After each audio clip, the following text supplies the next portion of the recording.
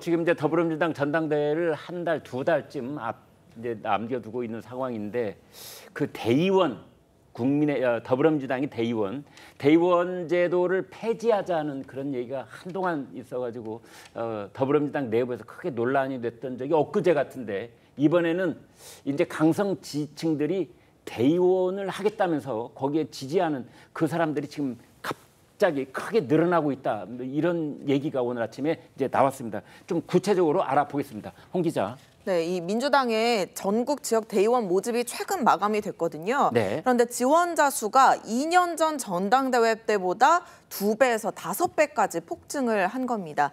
추정하기로는 개딸로 불리는 이 이재명 전 대표 지지층이 지난 대선 이후 대거 입당을 했는데 전당대회 6개월 전 입당이라는 이 대의원 후보 자격을 충족하게 되면서 앞다퉈 대의원직에 신청을 해서 이렇게 지원자가 늘어난 거 아니냐로 추정이 되는 겁니다. 대의원은 선출직으로요. 지역별로 각각 30명에서 50명 안팎, 100명 안팎으로 구성이 되면서 권리당원 추천 순으로 선출이 됩니다.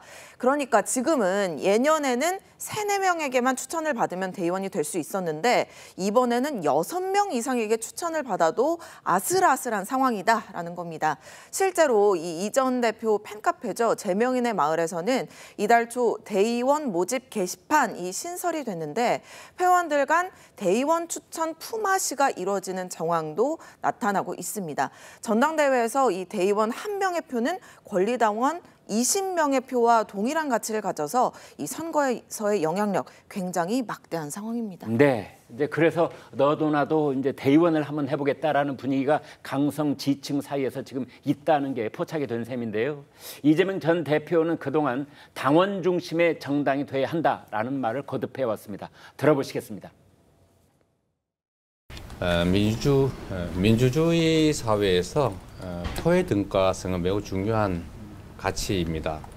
우리 더불어민주당의 이제 대의원과 권리당원의 1인 1표제에 대한 열망이 매우 큰 건 사실인데 그 방향으로 가야 하긴 하겠지만 단번에 넘어서기는 어려운 벽이어서 한 걸음씩 이렇게 점진적으로 바꿔나간다는 점들을 좀 이해하고 좀 용인해 주시면 좋겠습니다. 자, 최 국장께요. 이제 더불어민주당의 이 대의원제에 대해서 이른바 지난번에 말들이 많았었는데요. 지금 민주당 내에서 대의원들의 위치, 그다음에 대의원들의 분위기, 뭐 예전에는 대의원들이 이재명 당 지도부에 대해서 비판적인 분위기가 있는 곳이 바로 대의원들이다. 이런 말도 있었어요. 대의원이라고 민주당의 대의원이라고 하는 곳이 네. 사실은 과거 민주당의 뿌리부터 이렇게 쭉 그 당원 역할을 해왔던 사람들이 그 대부분이에요. 네. 왜냐하면 몇 명 추천을 받아야 되는 거 아니겠습니까? 네. 그러니까 본인들끼리 뭐 품앗이하고 이런 정도의 조직적인 움직임은 과거에는 없었고요. 네. 그냥 오랫동안 민주당을 해온 사람, 네. 뭐 이런 사람들 중에 이제 대의원이 되는 거거든요. 네. 근데 그걸 이재명 대표가 바꿨잖아요. 네. 그 대의원의 그 어떤 표의 등가성 뭐 이런 것 때문에 원래는 한 60대 1 정도가 됐어요. 대의원 한 명이 네. 권리당원 한 60명 정도에 해당하는 것 아니냐. 그런데 그걸 한 20대 1 정도로 바꿨단 말이죠. 네. 그러면 그 대의원의 이 정치적 비중이 그만큼 낮아진 거잖아요. 네. 그래서 이제 근데 그 부분을 지금 다시 그 이재명 대표의 강성 지지층들이 그것까지도 차지하자는 얘기가 되는 거거든요. 네. 이렇게 되면 이제 뭐 전당대회에서 그렇지 않아도 지금 뭐 이재명 전 대표가 뭐 떼어놓은 당상이다 이렇게 지금 얘기를 하고 있는데 네. 그 만약에 이제 상당수의 이재명 전 대표 강성 지지층이 대의원으로까지 진출을 한다면 네. 뭐 지난번에 77.8% 얻었잖아요. 네. 이번에는 아마 90%를 넘거나 뭐 거의 100%에 육박하는 이런 정도의 지지를 받지 않을까 이렇게 되는데 지금 이제 이런 흐름들이 네. 과연 민주당의 아주 강성 지지층이나 민주당 지지층 내에서는 그냥 뭐 당연하지 이재명 전 대표의 리더십이 강력하니까라고 생각을 할지 모르지만 일반 중도층, 뭐 국민의힘 지지층까지는 가지 않더라도 네. 중도층에 어떻게 비칠 것인가 하는 부분에 대한 고려, 저는 뭐 거의 없는 것 아닌가. 그냥 마이웨이 뭐 이걸로 해석이 됩니다. 네.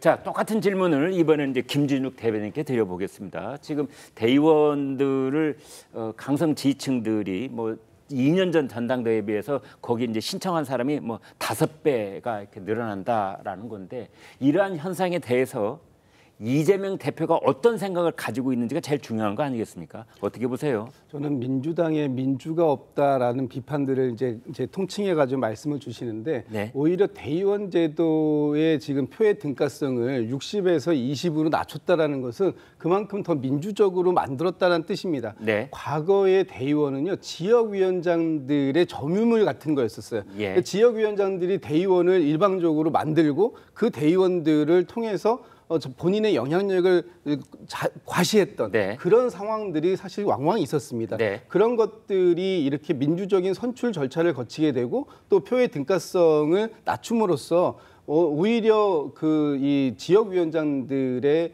어떤 기득권 이런 네. 부분들을 많이 해소했단 말이죠. 이제 그러한 패단은 이제 고쳐야 되겠으나 그러나 다른 한편 이제 강성 지지층들이 대의원까지도 많이 이제 선출이 되면 오히려 그런 어떤 견제 기능이 약화가 되고 대신에 그 이재명 대표의 어떤 흔히 뭐 일극 체제 이런 표현을 씁니다만 그것이 강화되는 것 아니냐 이제 이런 염려 아닙니까? 그런 부분도 분명히 존재하죠. 그런 예. 부분들을 없다라고 단정적으로 말씀드릴 수는 없어요. 네. 그런데 이것이 과연 전국적인 정당을 지향하고 있는 민주당 내에서 모든 지역구 내에서 이런 상황들이 있는 것이냐 아니면 특정한 일부 지역에서 특히 당원들의 좀 편중이 좀 이렇게 과밀되어 있는 네. 그런 곳에서 있는 것이냐 하는 부분에 있어서는 이것을 일반화로 다 이렇게 되고 있다 이렇게 하기는 좀 지역마다 좀 다를 수 있다. 예. 그리고 또 그 지역에서도 그 민주당 같은 경우에는 호남에 상실은 당원들이 굉장히 많으세요. 네. 근데 지금 개딸이라고 하는 분들의 지역적 특색이 수도권 중심이 대부분 아니겠습니까? 네. 그러면